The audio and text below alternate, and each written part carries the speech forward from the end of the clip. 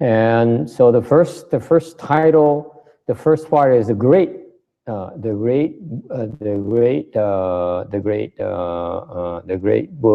Buddha. So great here, it has 4 meanings. One is a great cause. The second meaning is great meaning. Number 3 is what is the 3? Great practice, great fruition. Thank you very much. Okay. We start about great cause. Great cause here is a cause, is a secret cause. Nói về cái đài có 4 cái đài nhân, đài nghĩa, đài hành và đài quả. Okay. Thì cái đài này á, chữ đài này á, nó cái nhân là cái gì? Nhân là cái nguyên nhân bí mật của cái kinh này. Cái bí mật này á, là cái người thường ngoại đạo không có biết được, người phàm phu không biết được. Bên nguyên thủy, bên thanh văn, a la hán, bích chi Phật cũng không biết được. Cái này là cái bí mật của Đức Phật mới biết được thôi. Okay, so this great cause here is about the secret cause of why the sutra is spoken. The sutra was spoken by the Buddha. All the Buddhas that appear in the world who speak the sutra. Tất cả những vị Phật mà xuất thế đó đều giảng cái kinh này. Tại sao vậy? Tại vì các ngài muốn trồng cái nhân bí mật. Because they all want to plant the secret causes for. They need to do it because ordinary people can't do it. Because the Theravada sages, Hinayana sages cannot, they don't know how to do it. Chính Đức Phật phải trồng cái nhân này, tại vì có ngài mới biết sự ra. Nếu không trồng cái nhân này thì quý vị không thể nào được cái quả, được Phật quả. So he says basically, this is a secret cause of their appear in the world is for them to plant the cause for you to become a Buddha by explaining the sutra. Okay, that's why it's so important. This is why the sutra is one of the most important sutras in Mahayana. Bởi vậy cái kinh là một trong những cái đại kinh trong đại thừa, tại nó giúp quý vị được cái Phật quả. Because it enables you to plant the seeds for you to in the future become a Buddha. Without these seeds, will not be able to become a Buddha. Nếu vì quý vị không có cái nhân này, trong tương lai quý vị không thể nào trở thành Phật được. Okay, that's why it's how important. Bởi vì nó quan trọng ở độ như vậy. This is why it's called the great cause for this sutra. Cái đó gọi là cái đài nhân duyên cho cái kinh này. In fact, all of you, including that baby girl and that baby boy there, they all will become Buddhas. That's the way it is. Now you come here tonight, all of you will become a Buddhas. Okay. Ngày tối hôm nay quý vị tới hôm nay tới đây nghe giảng kinh là quý vị đã trồng chủng từ trong tương lai chắc chắn sẽ thành Phật. Ngay 2 cái đứa nhóc đó nó cũng sẽ thành Phật nữa.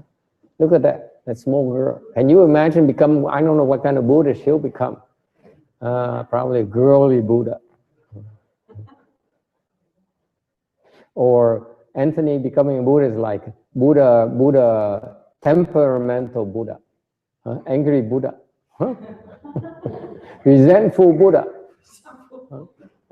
Còn cái cầu này một trở thành Phật chắc là sẽ là cái cô thành Phật là em bé thành Phật có duyên, có dáng, làm duyên làm dáng.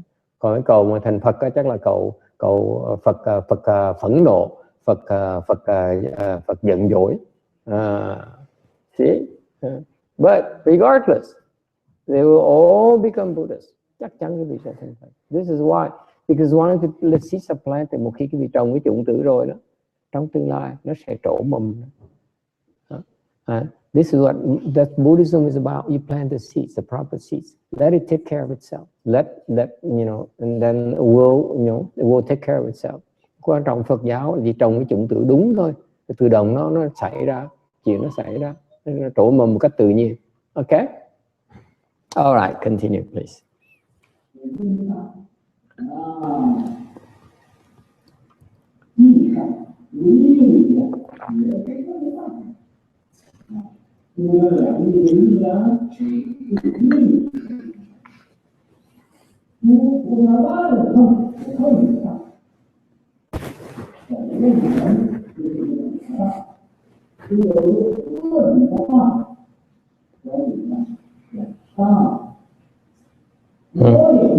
Okay, stop.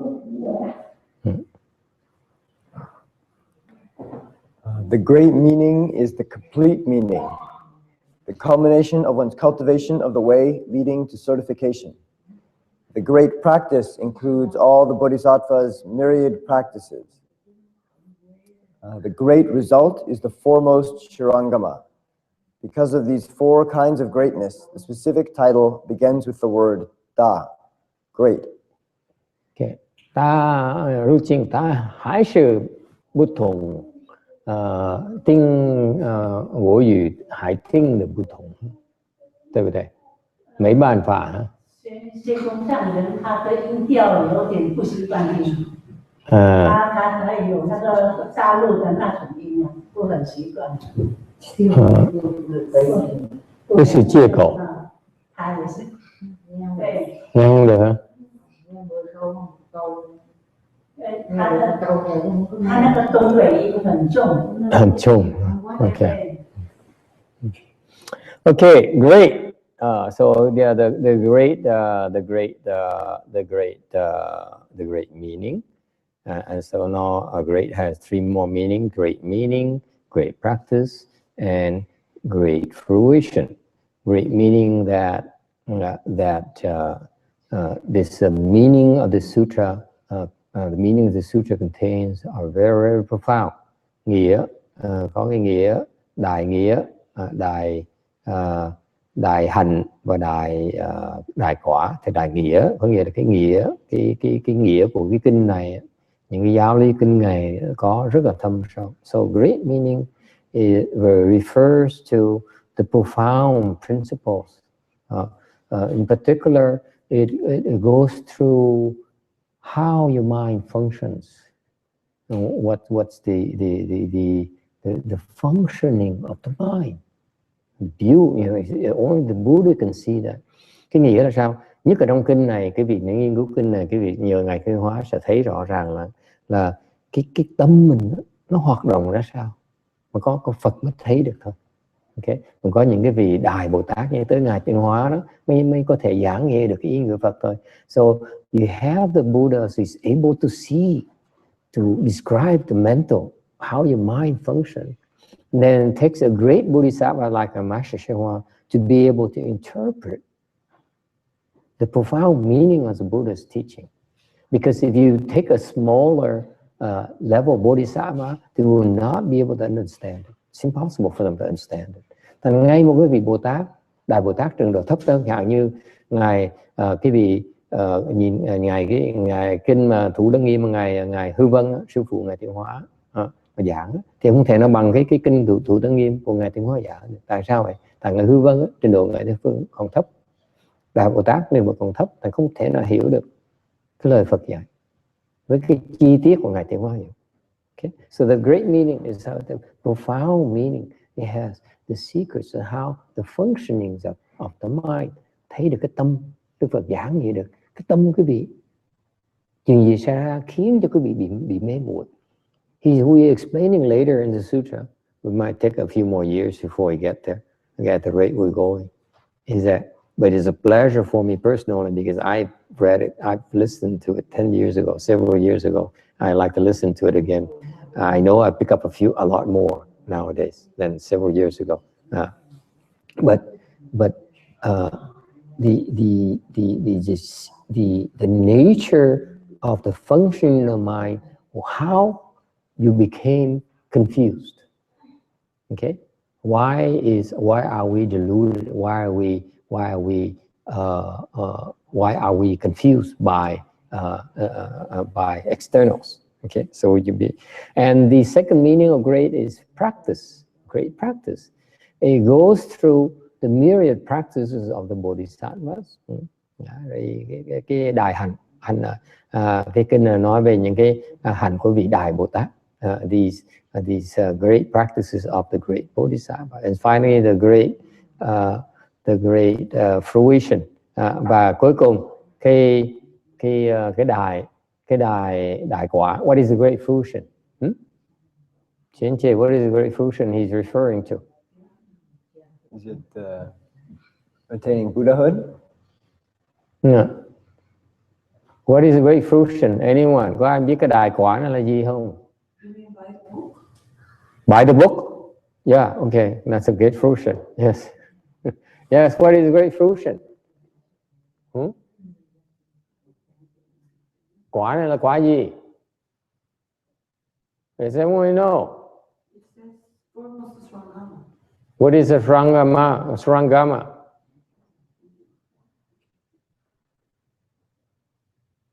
It's a Samadhi. The fruition in the sutra is that if you investigate the sutra and penetrate the meaning of the sutra and cultivate according to the teachings, you'll be able to enter the foremost samadhi there is in the world. The ultimate samadhi. There's none better than this samadhi. This is the top of the samadhis. Nếu cái vị tu theo cái kinh này, theo lời Phật dạy, theo cái lời kinh điển dạy, theo lời Phật dạy này, thì cái vị sẽ đắc được cái định. Cái định này là cái định của Thủ Lăng Nghiêm. Thủ Lăng Nghiêm là cao nhất, không có cái định nào mà cao hơn cái định này được. Okay. The foremost meaning is nothing that can surpass this Shurangama Samadhi. Okay.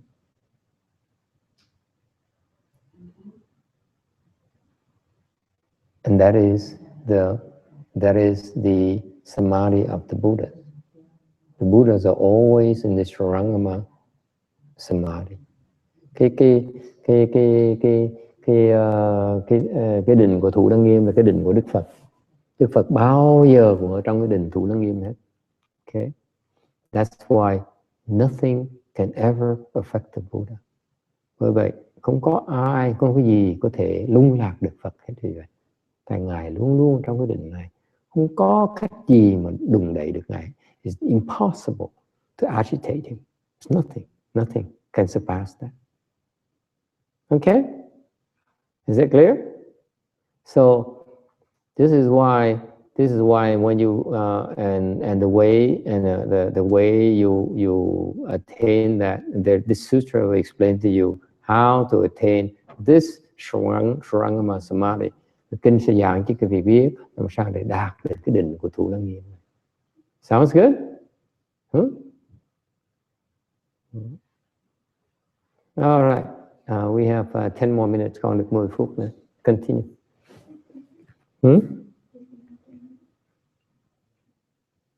Yeah. I elaborated a lot on it.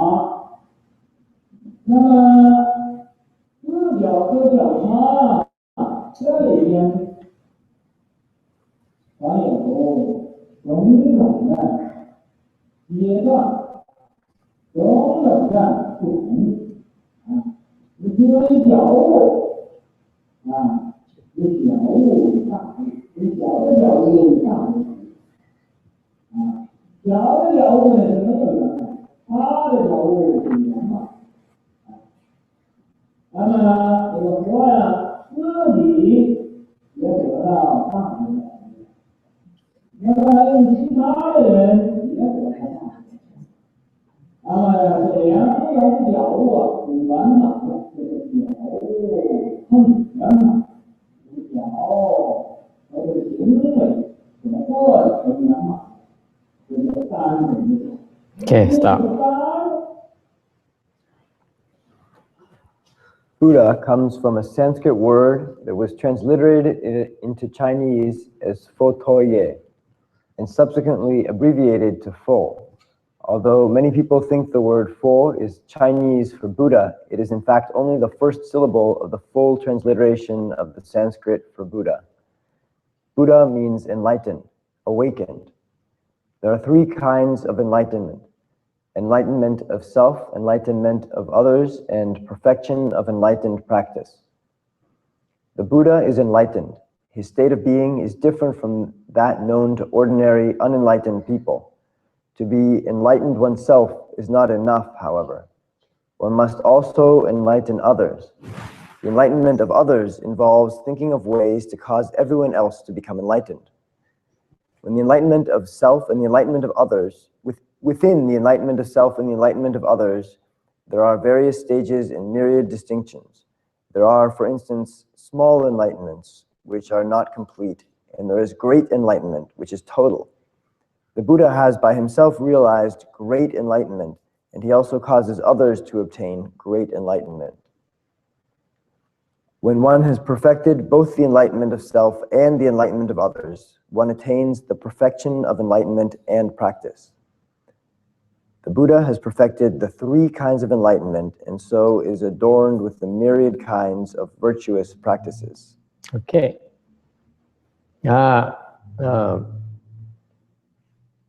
Phật Đà là từ chữ Phạn ra. Phật Đà có nghĩa là đấng giác ngộ.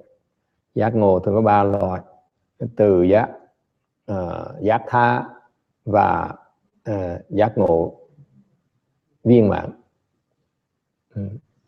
Thì từ giác là cái bước đầu tiên. So you talk about enlightenment. Self-enlightenment is the first stage of enlightenment. It's not clearly explained in when these teachers that talk about enlightenment. Enlightenment has many. It's not translated into English.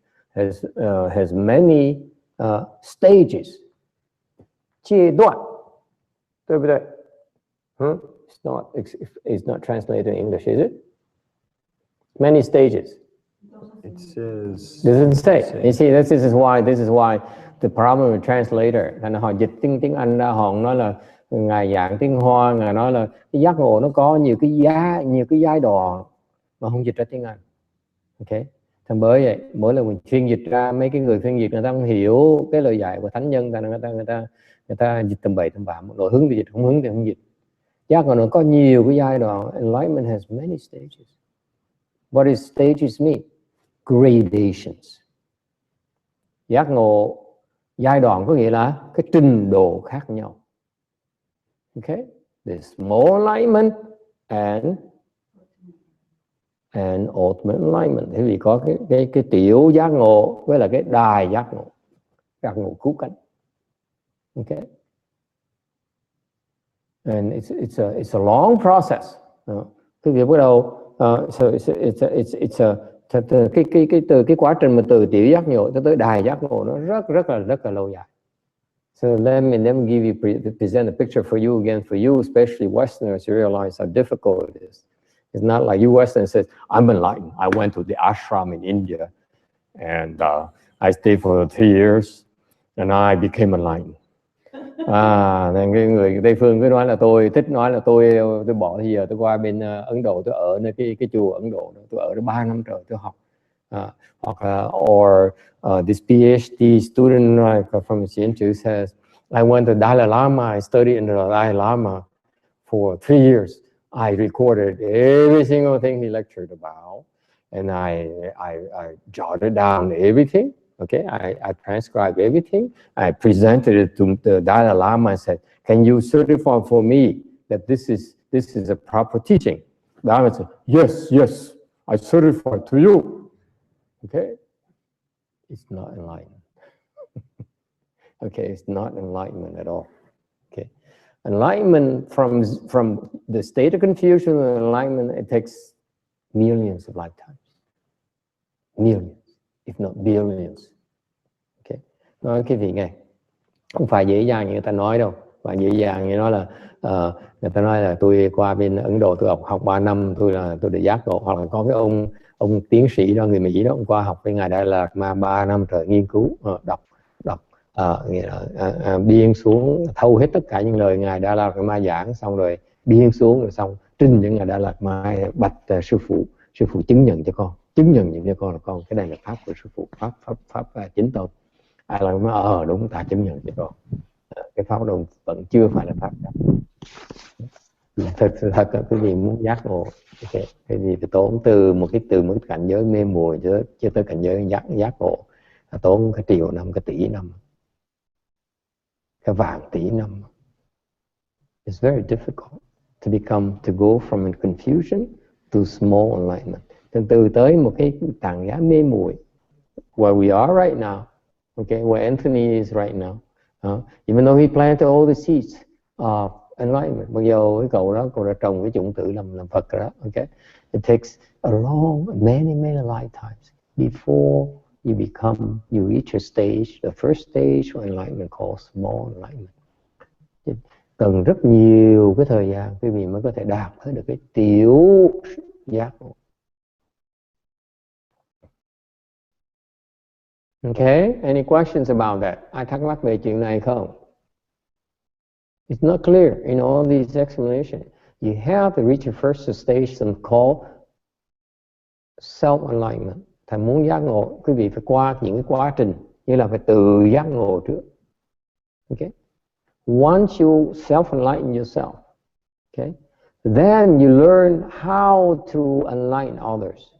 Thì khi mà quý vị đã tự giác ngộ rồi đó, quý vị phải học cái cách nhá. You have to learn how to help others become enlightened.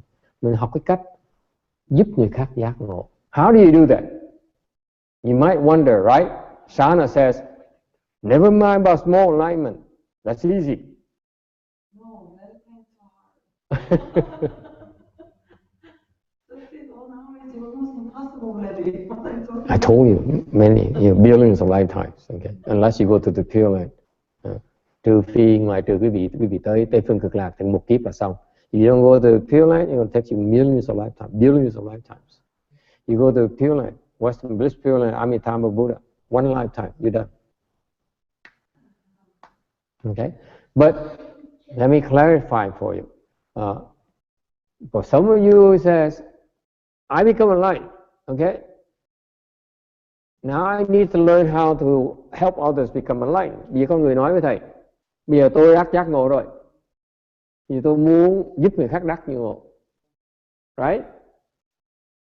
So that I can really perfect my enlightenment. Mình mới có thể làm cái giác ngộ của Phật được, đắc được giác ngộ Phật là vẹn toàn, giác ngộ vẹn toàn là mình vừa có thể từ giác ngộ đấy và có giúp người khác giác ngộ. Okay? Thì how do you learn to help others become enlightened? Làm sao giúp người khác đắc được giác ngộ bây giờ? Yes. That's right. The teacher has to teach you how to do it.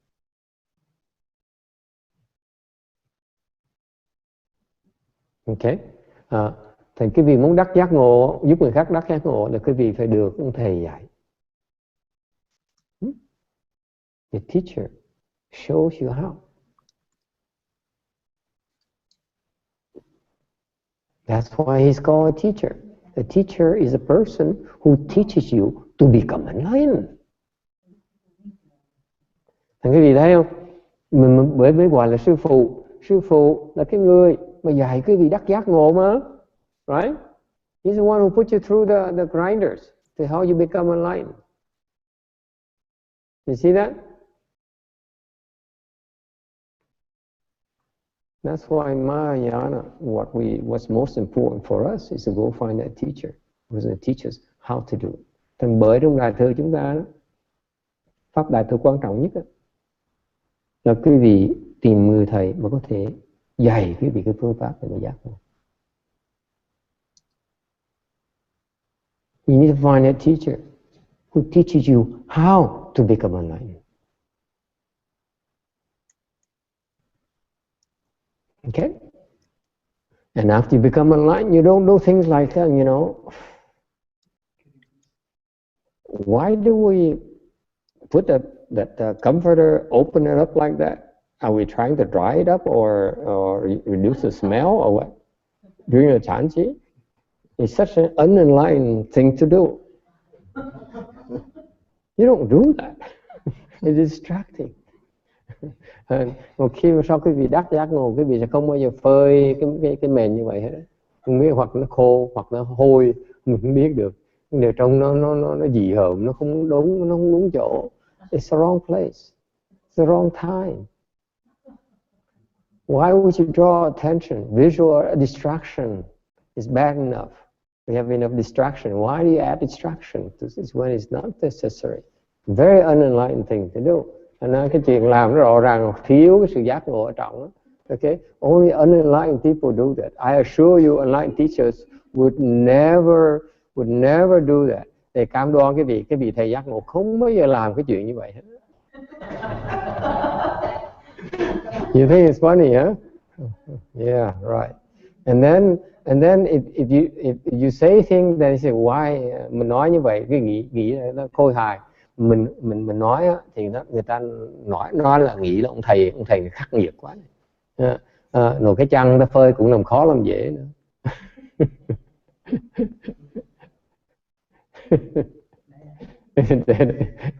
We dump some there over to Gojin. That where Gojin will become enlightened. Nên đem cái chỗ kia qua khu quận ngân để cô còn đắc giác ngộ. Okay, that's the end of the lecture. That's all the time we have. Ngày nay là hết thì giờ. Thank you all for your participation.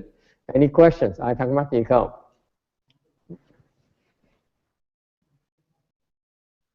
Yes? And what happened? Let me continue for you. So someone has to teach you. Your teacher has to teach you how to teach others become enlightened. Okay? Thành cái người thầy, cái vị sư phụ mình là cái người mà dạy chúng ta cái phương pháp để giúp người ta đắc giác ngộ. Okay? And it turns out that when you help others become enlightened, okay, then you increase your level of self-enlightenment. Without helping others become enlightened, you cannot increase your level of self-enlightenment. That's the secret. The secret of the Mahayana practice is that once you become enlightened, you cannot stay in the mountain and say, the heck with all of you. Okay? I'm enlightened. I don't care. Okay? Thành cái bí mật của cái pháp đại thừa mình là vậy. Quý vị khi mà giúp người khác đắc giác ngộ là quý vị đang tự giúp mình giác ngộ thêm, tăng trưởng cái giác ngộ của mình. Thành một khi quý vị giác ngộ rồi á, quý vị không thể nào trốn trong rừng, trong núi được nữa. Ok? Mà nói là tụi bay là tụi mê muội, tao là từ tụi bay. Ok? You cannot say the hell with you. Ok? Ok? I'm a who? My student? No. đừng nói chuyện ân tình, đừng nói chuyện tình nghĩa với nhau với tôi nữa. Tôi là bây giờ giác ngộ rồi. Okay, tôi từ bỏ cái vị. I now become a different class.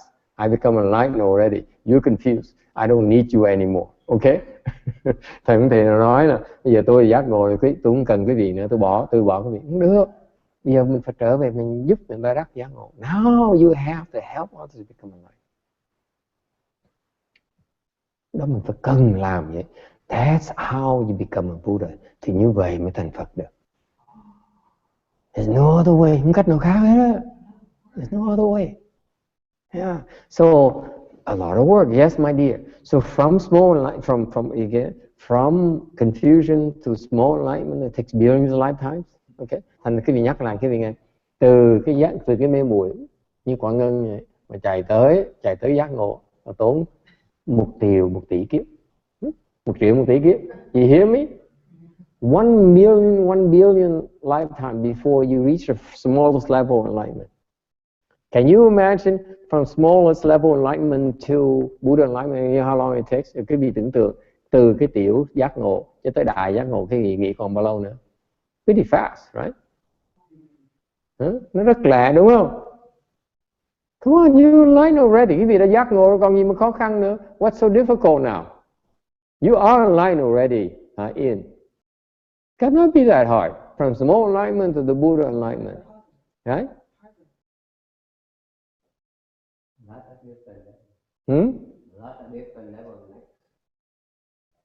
No, there's only 12 levels left. That's it. From small enlightenment to the Buddha enlightenment, it's only 12 levels. Nó cái gì nghe từ cái tiểu, see now in is interested. 12, oh, I can do it. Có 12 giai cấp thôi. Từ tiểu giác ngộ tới đại giác ngộ có 12 giai cấp thôi. Only 12. It's not unlimited. Không bao nhiêu hết á. 12. A dozen. 12 levels. Each level take for 1 million lifetime? Yes. Ngụ Diên I give up. Cái bà con ông thầy nói tôi tên nản chí quá. 12 levels. How long you think it takes? Mình nghĩ bao lâu?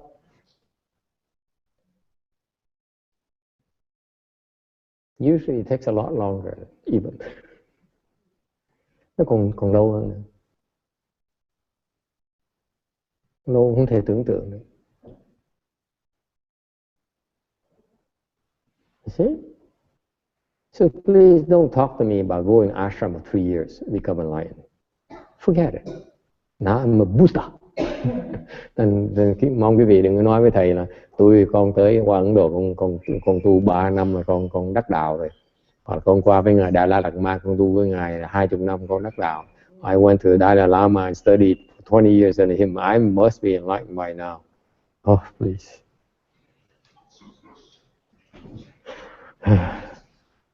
All right. Anything you like to discuss? Ai muốn có thắc mắc, có muốn bàn về chuyện gì không?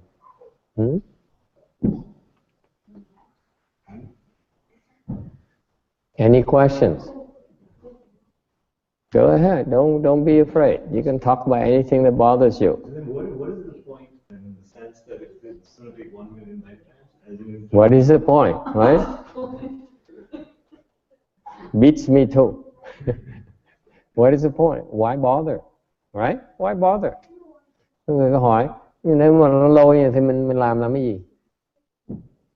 What for? Oh no, what?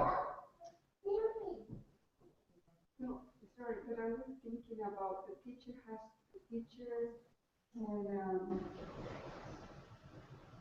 the teacher can make a student get to enlightenment. Only the teachers can enlighten them, right?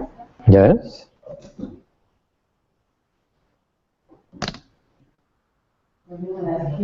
No, that was my question. So, but the question this gentleman asked is why? Huh? Why? Why bother? Why did it take so long? Look at Ian, says, I'm perfectly happy right now. Why do I bother? Huh?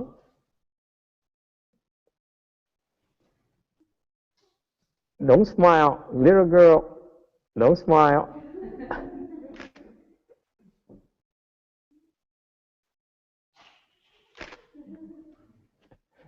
Huh? Why bother? It takes so long. Why bother? This man says, "Hey, I have better things to worry about right now." Huh? Mình nó nói là tại sao mà nó lâu, mình làm cái gì? Phí thì giờ mình làm cái gì? Why would you bother?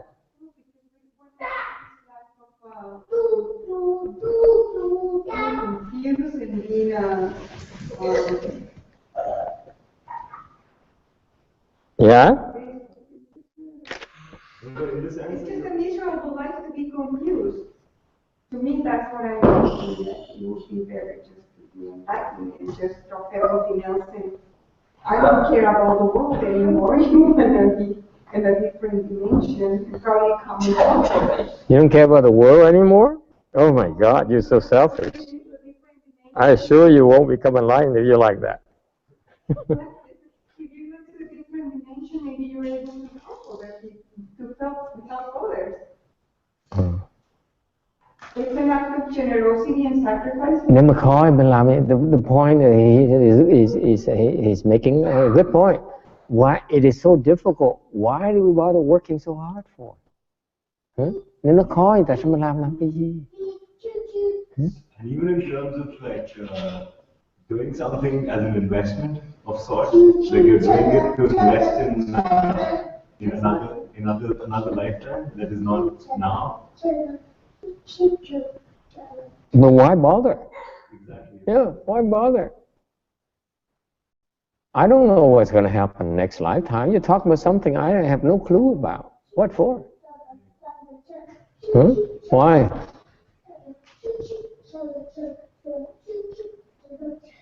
Why do you bother? Yes.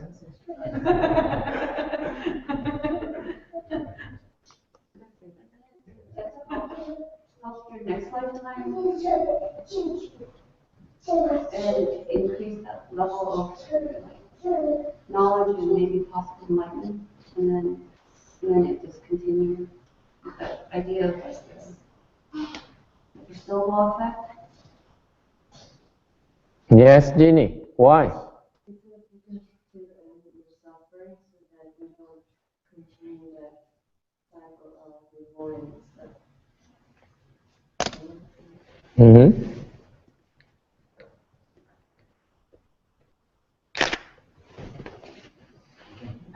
Yes? Anyone else? Any suggestion? Tại sao như vậy? Yes. Shana. My therapist was too expensive. Yeah, therapy is too expensive. And she seems confused too. She's confused. Your therapist? Of course she's confused. She's more confused later than I found out. Why bother? Mình cực khổ làm cái gì? Why bother? What's the point? He's challenging you. Why do you guys bother getting enlightened? I don't care. I'm the teacher.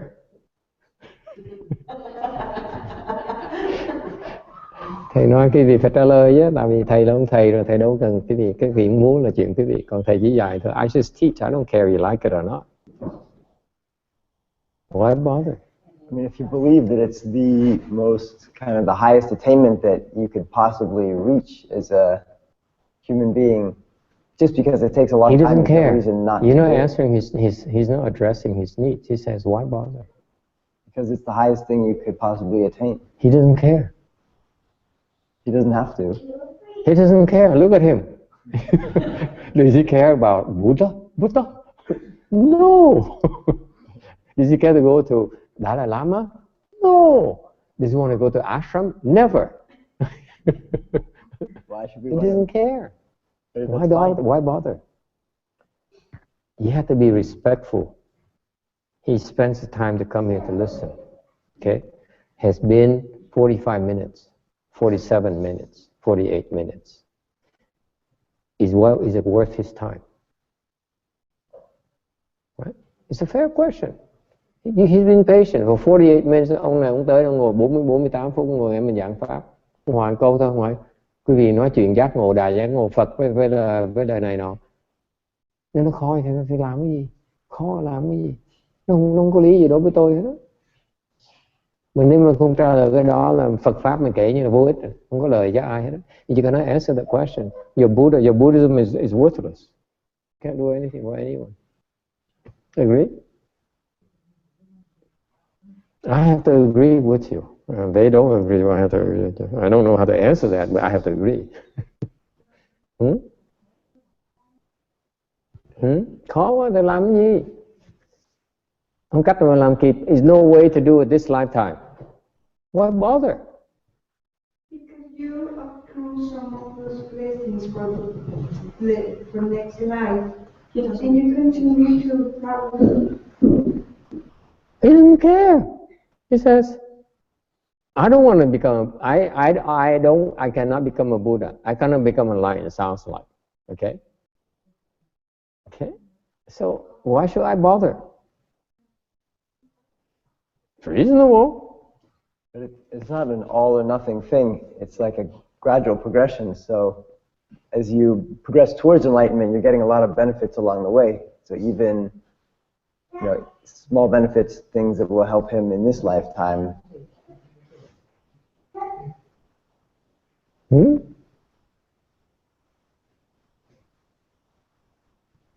thầy, theo con nghĩ là bất cứ mình muốn thành đạt một cái gì mình phải qua cái sự học hỏi. Mình càng học khó thì mình mới đạt được những cái chứng ngộ cao. Ví dụ như mình muốn học thì nó dễ, thì cái bằng cấp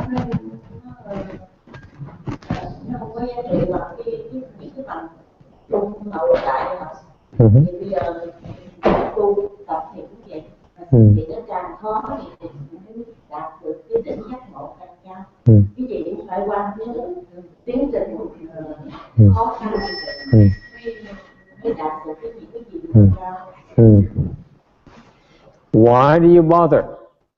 You want to bother because it makes you become a better person this lifetime and helps you get what you want this lifetime. That's why.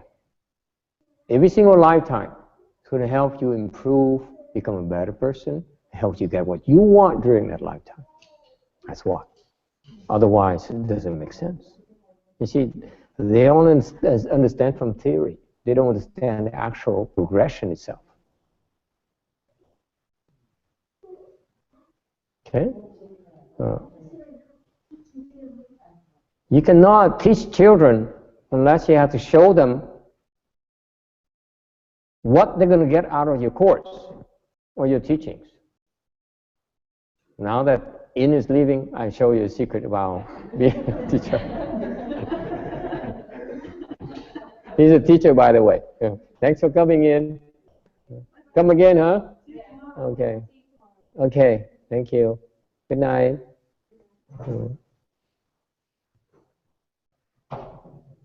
Quý vị muốn dạy con cái mình á, là không thể nào dùng cái lý thuyết không được, mà phải dạy cho nó thấy cái lời của khi nó học, cái lời khi nó tu, phải cho nó thấy cái lời nó mới chịu tiếp tục làm được. Thì cái người thường cũng vậy thôi.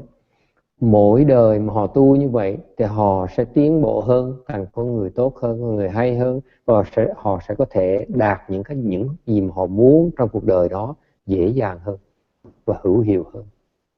Bởi vậy mới gọi là tu. That's why it's called cultivation, because it improves you, it makes you a better person, and helps you get what's important to you quicker. Và khi thành một người tốt hơn, và quý vị có thể đạt những cái gì mà quan trọng cho mình đó lẹ hơn và hữu hiệu hơn. Vì vậy mình mới tu. All cultivation has to bring about those aspects. Otherwise, cultivation is not real. Tại nếu như cái tu hành mà không có cho quý vị thấy những kết quả như vậy, thì tu hành đó là chỉ là lý thuyết mà không phải là thực sự là tu hành. Make sense? It has to be real. You have to get concrete benefit for yourself.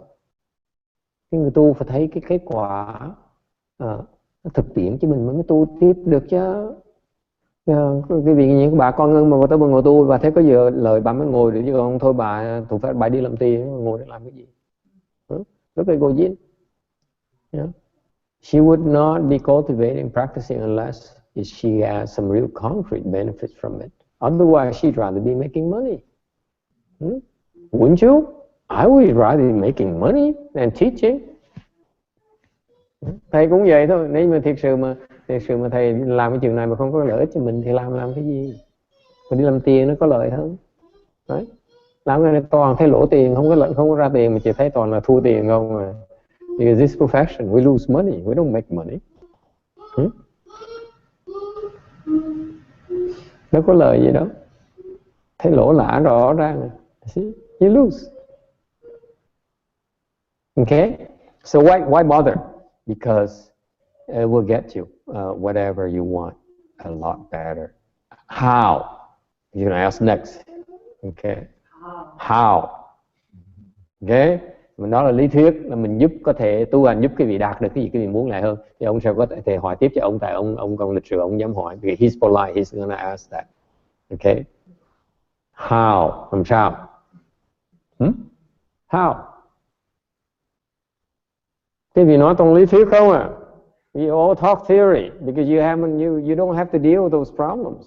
These people, they spend the time, they take time from the busy schedule of their life. You come to the temple. What's in it for them? Quý vị bỏ một đời rất là bận rộn, bỏ thì giờ tới chùa thì có gì hữu ích cho quý vị chứ, đâu có chuyện đâu tiền phí thì giờ quý vị được. We cannot afford keep on wasting your time. Right? How? Leap of faith? This is why your husband never shows up in the temple. He says this woman has only leaps of faith.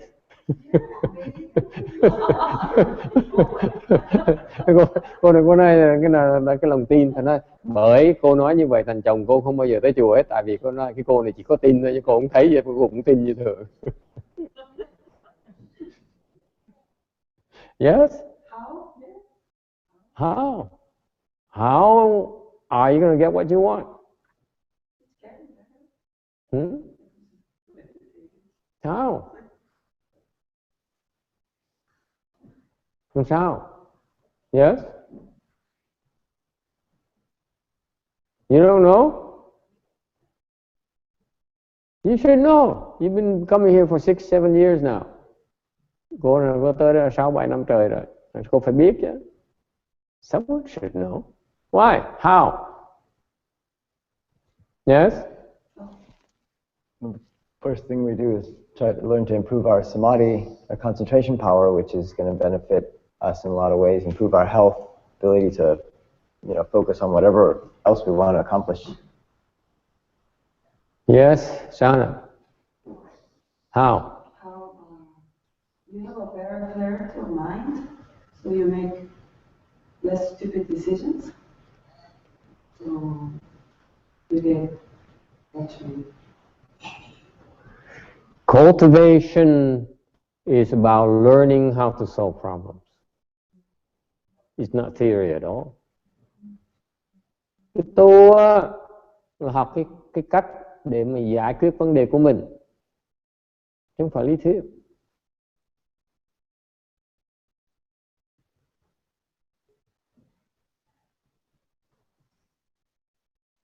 Is it clear?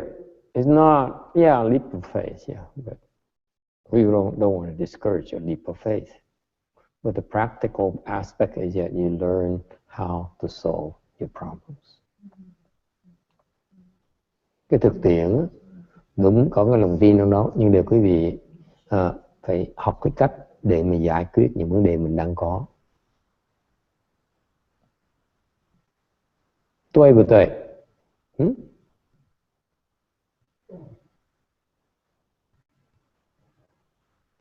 Whatever your problem you have right now, you learn a way to solve it. Quý vị tới chùa là quý vị muốn tìm cái cách để giải quyết những vấn đề quý vị đang có bây giờ nè. Đúng không? That's the practical aspect of cultivation. Tu hành phải như vậy. The more you become skilled in cultivation, you are, the better you are at solving your problems. Cái vị tu càng giỏi thì cái vị càng biết giải quyết những vấn đề của mình hữu hiệu hơn lúc trước. Okay? Yes, Ginny. So the more you cultivate, you say increase the wisdom as well too, right? Yes. Solving problem requires wisdom. So you sharpen your wisdom. Giải cái vấn đề có nghĩa là mình mở cái trí huệ của mình. Solving problem requires wisdom. So your wisdom increases. Okay? How do you say you improve? Còn có tiến bộ là sao? Okay? Improvement is measured in terms of. Cái người tiến bộ là sao? Have wisdom. What else? How do you know that you have improved?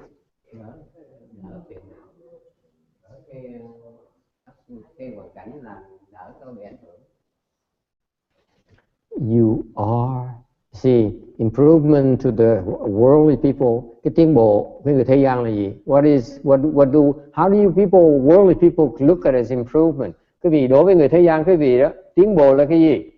Genie, money, right? Thứ nhất là tiền, right? Everything. Worldly criteria, money, recognition, right? Được công nhận. House, cars, nhà cửa, xe cộ, love, tình thương, right? What else? What else do you see as improvement? Jobs, công việc, yes? If there's a problem and you face it with awareness and balance, you are able to face your problems in a calm and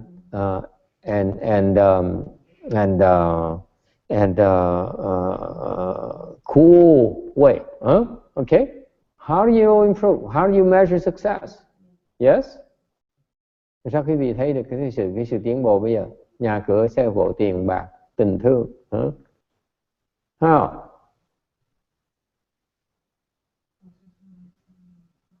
That's worldly criteria. Okay? What is the Buddhist criteria for improvement? Người Phật giáo mình tiến bộ là sao? More kinder, more compassionate. That is improvement. More patient. Yes. What else? More loving. Yes. More knowledge. Yes. What else?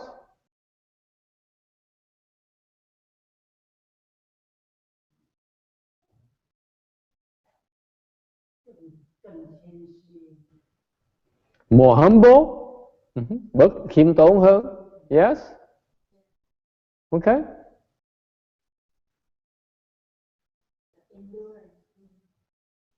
More endurance. All that summarizes into virtuous. You become a more virtuous person. Cái người mà tiến bộ trong Phật giáo mình tu là có người thành có đạo đức hơn. You become less angry, you become less greedy, you become less stupid. Cái đạo đức là gì? Mình bớt cái tham lam, mình bớt cái sân si, mình bớt cái sân, bớt cái si. Cái đó gọi là đạo đức. Virtue is very clear. You're less greedy, you're less angry, you're less stupid. You do less few stupid things. You're not as greedy as before. You're not as angry as before. That is become more virtuous. Cái đạo đức là như vậy đó, nó rõ ràng lắm, không phải là cái trừu tượng đâu. Okay? Is that clear? That's improvement right there. If you practice and you become more humble, more virtuous, less greedy, you're making progress. Okay? Because no matter how much money you have, if you are not becoming less, just a mere fact you're getting richer, okay, doesn't mean you're successful, because it tends to make you more arrogant. Okay, that is hardly a measure of success at all. Thành ra hai những cái việc nghĩ là mình giàu, làm ra nhiều tiền, thì thường người nhiều tiền hơn từ đồng đó, cái ngã nó lớn hơn, ngã nó hơn như vậy. Đối với Phật giáo chúng ta, cái đó là sự thất bại chứ không phải là sự thành công. Thành công là khi mình giàu hơn mà mình càng khiêm tốn hơn mới gọi là thành công. Okay, it's only successful when you're richer and yet you're more humble. Yes, Anna. There is cultivation brings all of this, but it has to be cultivation has to be accompanied with a state of Samadhi. I mean, all of these virtues come without having Samadhi when there's no, it's not possible. There has to be a level of Samadhi in order to acquire all of these virtues. Yes. And it ties back to the why we study the Shurangama Sutra, because you need to develop more Samadhi power, more and more and more. Và nói cái này, những cái tiến bộ này nó không có thể xảy ra trừ phi cái định lực quý vị nó càng tăng triển.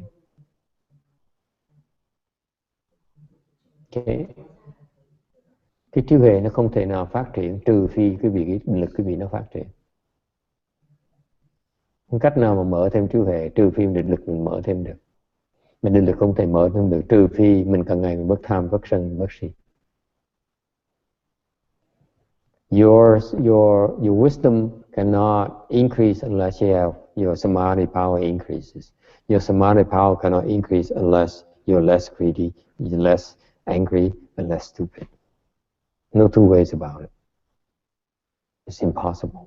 So these are the secret formula of success. Okay. Thành cái đó là cái bí mật của sự thành công bên Phật giáo mình. See, the Buddhists are so misguided nowadays. Người Phật tử bây giờ nó rất là bị mê muội. Why is that? Because they're groping at the branch tips, they're looking at phenomena, họ chụp những cái gì mà nó đặc biệt, okay? And they forget to work on the greed, anger and stupidity. Và quên là phải bớt cái tham sân si. Họ đi tìm, mở mắt ra, they look for a way to open the eyes, okay? And they think it's success. Nghĩa là tu mà không mở được mắt thì cái đó gọi là thất bại. Right? They say you cultivate for so long you can't even open your eye, and then you're a failure. Wrong. Okay? The more you cultivate, the more you should become less greedy, less angry, less stupid. You don't need your eye. That doesn't do anything for you. Mở mắt ra chả có làm gợi cái gì hết. Especially in children, những đứa con nít mà mở mắt ra là nó càng điên cuồng luôn. Nó thấy những cái nó không nên thấy. Mở nó làm cái gì? Huh?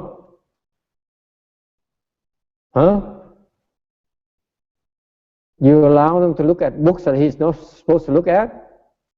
That's what you do when you open his eyes. Con nít không cho nó đọc những cái loại sách nó không có quyền đọc, đúng không? Nó còn con nít đâu có quyền đọc những sách người lớn đâu. Bây giờ mở mắt là giống như cho đọc sách người lớn vậy. Nó chịu gì nổi? Nó khùng lên chứ. Nó chỉ có làm gì người ta bậy không? Đi lòe người ta. Cái Phật giáo mình chân chính mình là chỉ tu được bớt tham sân si chứ không có lòe, không được khoe. Okay, so true progress in Buddhism, true progress in cultivation is in the mere measures of less greed, less anger, less stupidity. Not in things like, temples or disciples or books and so on. Nó đâu phải là thành công, đâu phải là cái chùa hoặc là bao nhiêu người Phật tử hay là tiền bao nhiêu, không chùa lợi tức vào bao nhiêu đó. Cái đó đâu phải là sự thành công.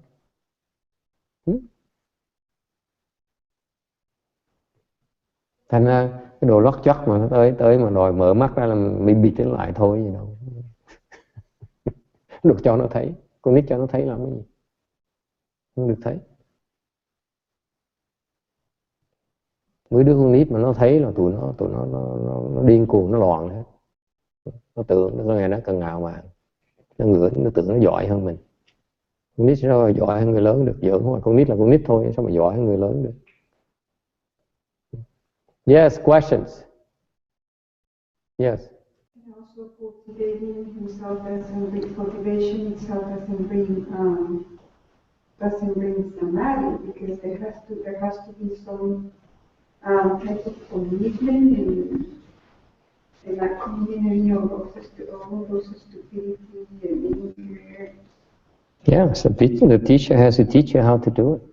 It's not something that you can do haphazardly. You say, okay, I'm going to sit here and cross my legs and do this and do that.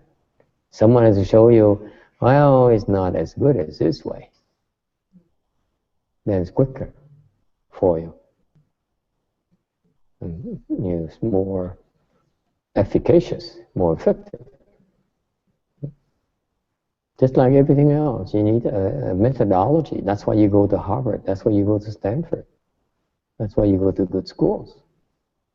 Because they're proven to have the better training methods. They produce a lot more, a lot better results. There's a big difference. And thì muốn tu thì phải có đúng cái phương pháp. Phương pháp phải cần thầy. Cái tông, lúc mà tu hành cái tông nó quan trọng lắm. Tông phái nó quan trọng. This is why when you cultivate your lineage is very important.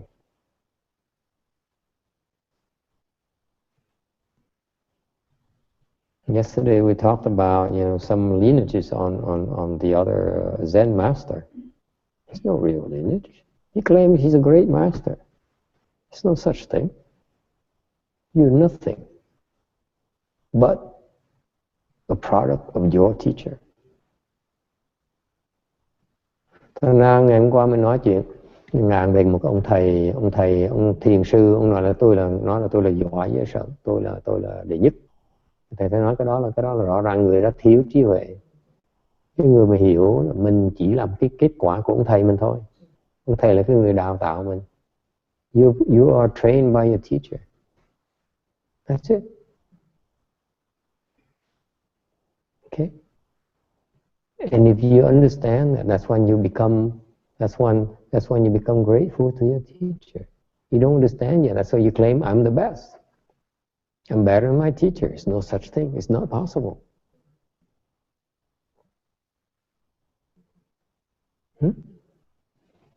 Nên là cái người mà không chưa hiểu, thằng cứ nói là mình là giỏi, mình không cần thầy. Cái người mà hiểu sẽ nói cái đó tôi nhờ ơn thầy tôi mới được tới ngày hôm nay. Thành mấy cái ông thầy mới nói là tôi là thiên hạ đệ nhất, nhưng tôi là không có tông, không có chỉ, không có thầy, không có sư, không có gì hết. Mấy người đó là toàn tầm bậy không. Tôi giác ngộ. It's the same as a man who says I'm enlightened. It's not possible. Okay. All right. Any questions or comments? Ai kiến thắc mắc gì nữa không? It takes methodology. That's why we have schools. That's why we have lineages, because these schools and lineages have a proven process of training their students. And they produce so many great teachers already. Thành ra quý vị thấy cái tông phái nó quan trọng vì vậy. Tại tông phái là có theo một cái chương trình huấn luyện của họ, phương pháp huấn luyện của họ. Và cái tông phái đã đào tạo biết bao nhiêu nhân tài trong cái lịch sử rồi. Thành mình có thể tin tưởng được. Cái vị dạy đi tin tưởng cái ông nói tôi ngồi tôi thiền 15 năm mới tôi hiểu được hết tất cả. Giỡn hoài. Đâu có chuyện đó được. Có Phật thôi, trừ cái vị thành Phật thôi, chứ còn không ai có làm gì được hết. Unless you become a Buddha yourself, then your knowledge is unsurpassed. If you're not a Buddha yourself, okay, then you owe it to your teacher. Cái vị chư thành Phật đó là phải mình là chỉ là cái kết quả của ông thầy mình thôi.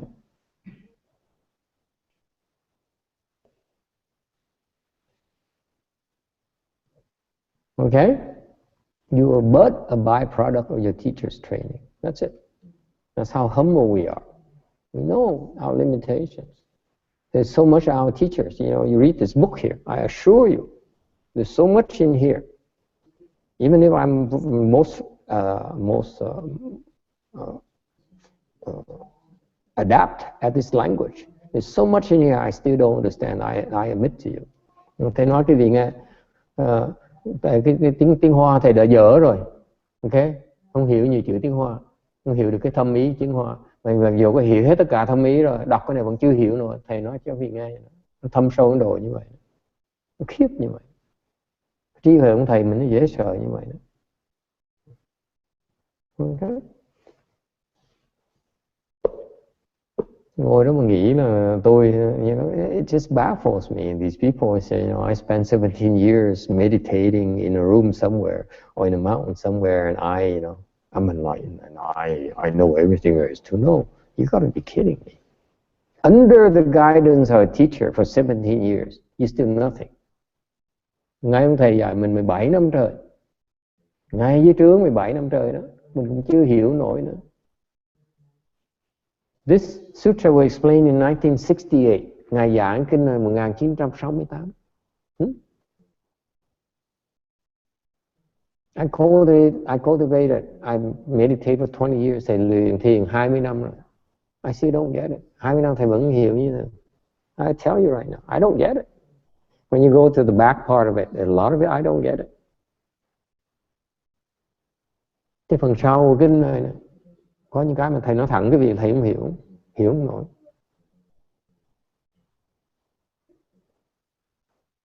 Thành bởi vậy thầy mới không dám giảng kinh là vì vậy đó. Giảng mình lòi cái vô minh mình ra, người ta cười mình chết, mấy thổ sĩ khách cười mình chết.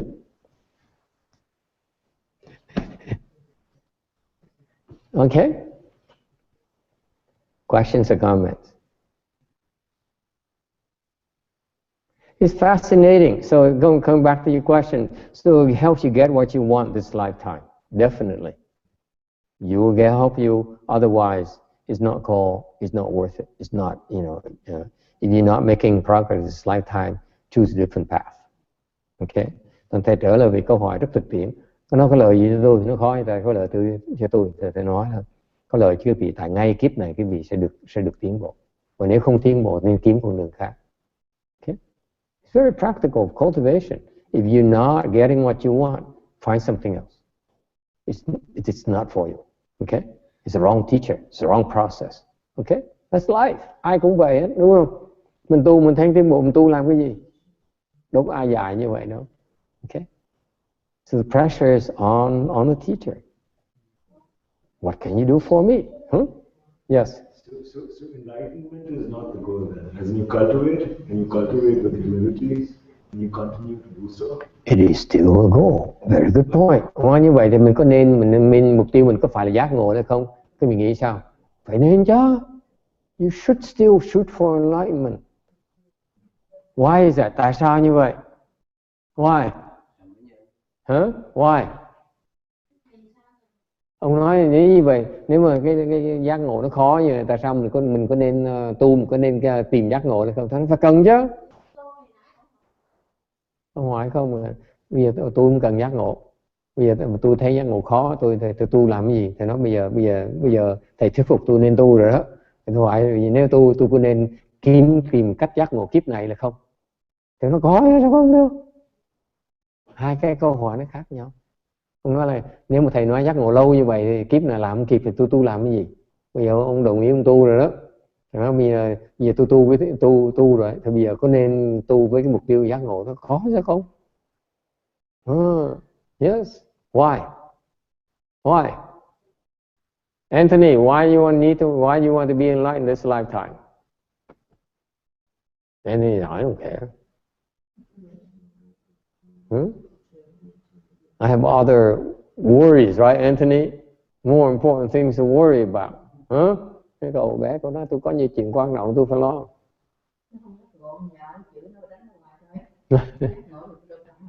Yeah. If you're enlightened, then your dad won't beat you up anymore. How is that? Yeah. Why should you shoot for enlightenment? Isn't there a sense of it's like desiring for something, in the sense that when you're in the Western society as well, like you do something. Close. Yes. Close. You work in an organization and you work towards becoming the CEO. Yeah. There's a sense of desire. Yes. You need a sense of direction, first of all. Which direction is a good one? Okay. Enlightenment is a very good direction. Number one. You go somewhere, you need to have a goal, don't you? Enlightenment is the best goal there is. Thì thứ nhất á, là quý vị phải cần có cái phương hướng. Mình tu mình làm gì phải có mục tiêu đàng hoàng. Cái mục tiêu, cái giác ngộ là cái mà không có gì quý hóa. There's nothing better, more worthwhile than enlightenment. I don't care what Anthony feels or thinks. It's nothing better. Okay? Không cần biết ta nghĩ sao, cái đó giác ngộ là cái quý nhất. And number two, how do you know you haven't cultivated 10 million lifetimes already? You remember? You don't, do you? How do you know you didn't? Thế gì làm sao quý vị không quý vị chắc chắn là kiếp trước mà đã từng tu đã triệu kiếp rồi. Quý vị đâu có biết đâu.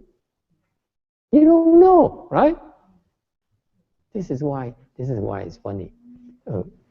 Many monks they say, you know,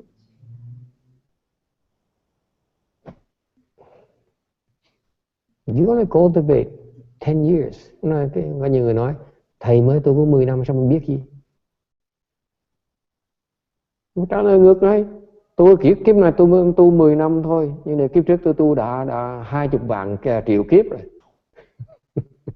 Tại bây giờ tôi chỉ cần tu 10 kiếp tu xong rồi. You want to cultivate, have 10 years experience of cultivation. What do you know? You should come back and say, yes, I only have 10 years of cultivation this lifetime. But did you know that previous is like I cultivated 20 million lifetimes already? How do you know? Don't sell yourself short. How do you know? Đâu có biết nữa. Don't stop yourself short. Do not shortchange yourself. Okay?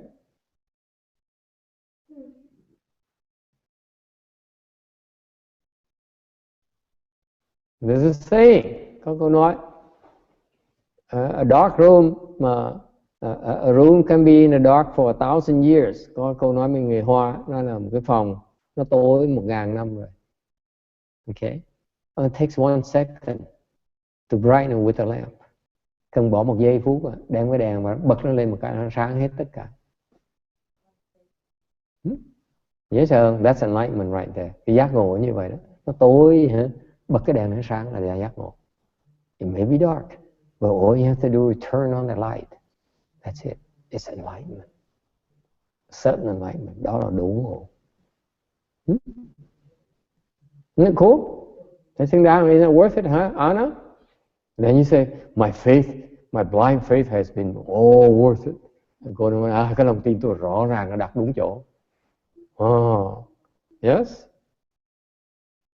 All right. You just do it. Don't worry about it. Chỉ làm thôi. It's the right thing to do. Do it. Until then, practice meditation. Ngồi thiền. Recite the Buddha's name. Niệm Phật. Do it every day. Mỗi ngày phải làm. Every day. Why? Because I assure you, it's one of the best things you can do with your time. It helps you get what you want this lifetime. Tại sao? Thành ra bây thầy khuyên quý vị mỗi ngày nên thiền, mỗi ngày nên niệm Phật. Mỗi ngày, ngày nào phải làm. Tại sao như vậy? Nó giúp quý vị trên con đường đạt cái gì mình muốn kiếp này. Okay? Your enemies will come up with things to discourage you. Đau hả? Đau thì tốt. Makes you more humble. That's good.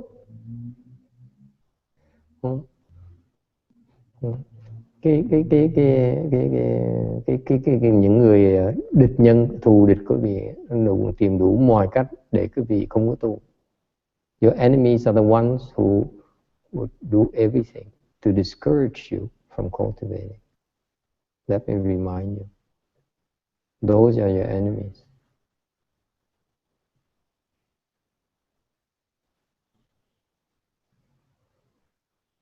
Why is that? They want to keep you confused. Tại vì họ muốn quý vị mê muội. Họ muốn quý vị thấy rõ ràng. Cái đó là địch thủ mình đó. Those are our enemies.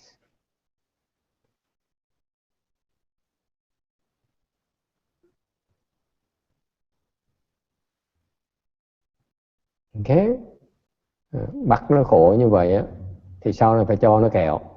Chứ nó không thể nó bắt nó khổ vậy được. Nó bởi đó nó có cái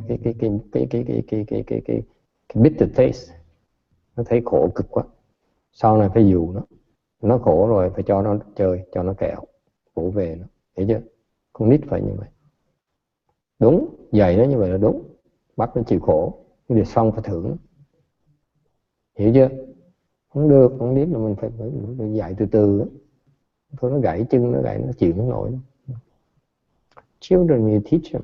You need to have the carrot and the stick. You know, when you force them to do something good for them, then you have to reward them. Like dolphins, when you train dolphins, same thing. You give them fish. If you do it right, give them fish. Give them good reinforcement. Shana is back. Now we continue our. My credit card information. Oh no. Oh, that's terrible. Yeah, I know. Did you go to Staples? Huh? Did you go to Staples recently? Oh, no, they did online. The American Express told me by this time, or this time it happens a lot. They hack it. From the online different retailers and stuff like that. Yeah. So I was like, oh, I'm not purchasing anything. Somebody used like $500 on my credit card. Only $500? Yeah, it's not good.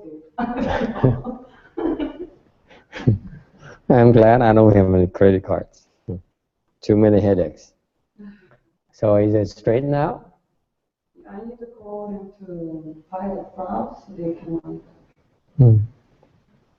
Nice thing about credit cards, they can reverse it. Yeah, yeah. They're much safer than debit cards. I only have debit cards. Debit card is like. You have 3 days. That's it. You cash it within 3 days. It's okay. After 3 days, that's it. You're done. Only for 3 days. Yeah, it's misnomer. The thing we reverse your charges only for the first 3 days after you discover it. Yeah, that's why every day you have to watch it. See, after this, I go back to my bank.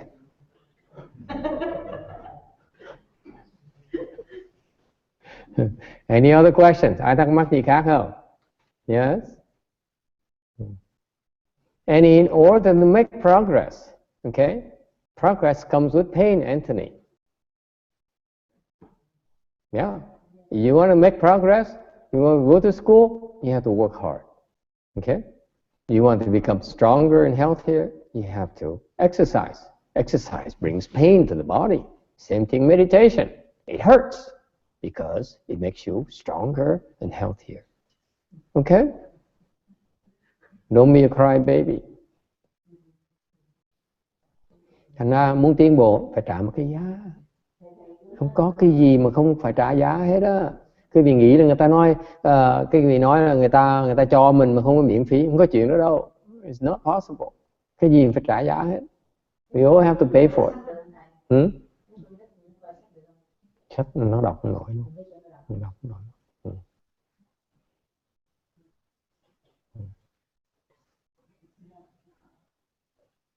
Ok.